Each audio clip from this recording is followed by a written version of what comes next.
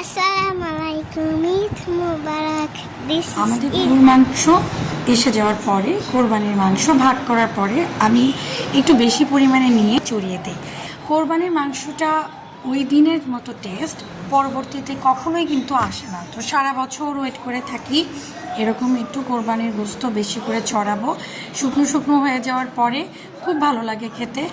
আর পরে একটা গেস্ট আসলে তাকে অ্যাটেন্ড করা যায়, আবার ফ্রিজে তুলে রাখা যায়। ফ্রিজ থেকে বের করে একটু পেঁয়াজ, কাঁচামরিচ, রসুন, শুকনো মরিচ দিয়ে সতে করে আবার নতুন হয়ে যায়। আর ঈদের কোরবানির দিনের একদম সেম টেস্টটা পাওয়া যায়। এজন্য আমি প্রত্যেকবারই এটা করে থাকি।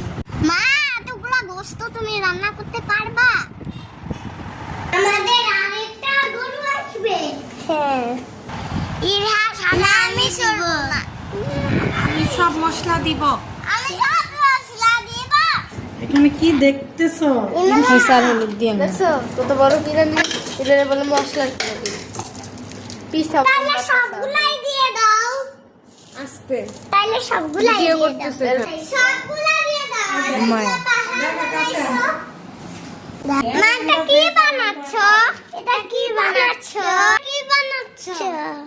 গরুর মাংস বানাচ্ছি। আমি খাবো খাবো খাবো খাবো খাবো খাবো। তাহলে সবগুলাই খেলে দাও। কি আমি বুঝছি না।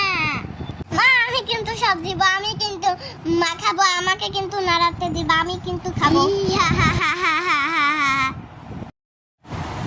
এই যে সবাই মিলে আমরা একসাথে করে রান্না করি, আমার বেশ ভালো লাগে। এগুলোই কিন্তু ওদের একটা মেমোরির পার্ট হয়ে থাকবে। এগুলো কি দিলাম? পাতা, তেজপাতা, তেজপাতা। দেখেন, দারচিনি, দারচিনি আমি দিব। নিচে পড়ে গেছে। এই যে নিচে থেকে একটা টুকরা হবে। এটা না আমি। না, এটা দাও না, ময়লা ময়লা। ময়লা শুরু করি। ময়লা তো এটা। আমরা শুরু করি। আমি এরকম করতে চাই। ওরে বাবা, অনেক ঝাল লাগবে। মা, আমাকে একটু করতে দাও, একটু। তেল দে, তেল দে। আমার এখানে তেল ঢালো। তেলের পুরো বোতলটা নিয়ে আসো। কি? তো তেল লাগবে। তেল ঢেলে দিচ্ছি। এই তেল দিয়ে দিই আজকে। দাও ঢাকনাটা, ঢাকনা। দেখলা দেখছো কত মুন্ডা পাল্টা মুটকা কোনদিন লাগতো না। হ্যাঁ, কাঁচা মরিচ লাগবে রে।